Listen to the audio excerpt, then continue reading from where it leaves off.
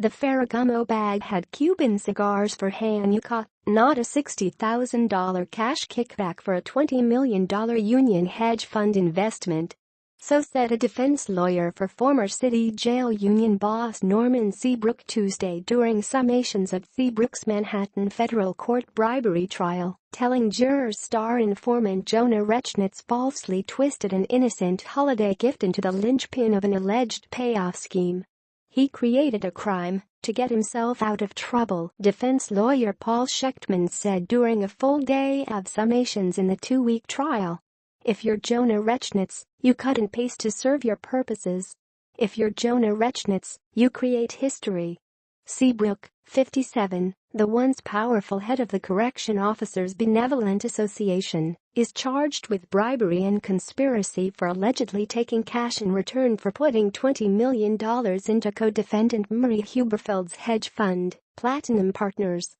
Rechnitz, 33, a real estate investor at the center of multiple federal probes of corruption in City Hall and the NYPD last year, testified that he wined and dined Seabrook on vacations and at cigar bars, and then was the bagman who delivered the bribe on December 11, 2014, in a Ferragamo bag later found at Seabrook's house.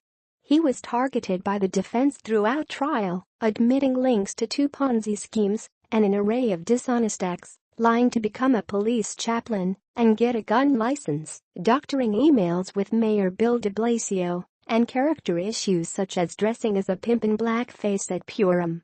But prosecutors told jurors to focus on the tale of greed that brought Seabrook and Huberfeld, 57, together in a simple quid pro quo and resist defense efforts to deflect attention to Rechnitz, who admitted to his own crimes as part of a plea deal. If this were a personality contest, he'd be a loser, said prosecutor Russell Capone. If this were a morality contest, he wouldn't be allowed to participate. But it's neither. Rechnitz testified that Seabrook expected a payoff of from $100,000 to $150,000, and he decided to hand it off in a pricey Ferragamo bag to soften the disappointment, and prosecutors said security video of him leaving his office with the bag on his way to see Seabrook corroborated the story. But Shechtman said Rechnitz's loose handling of the bag on the street in Midtown suggested it didn't have $60,000 inside, and the story was inherently laughable. If you believe Jona, he is shorting Norman Seabrook $40,000 to $90,000, the lawyer said, waving the bag at the jury.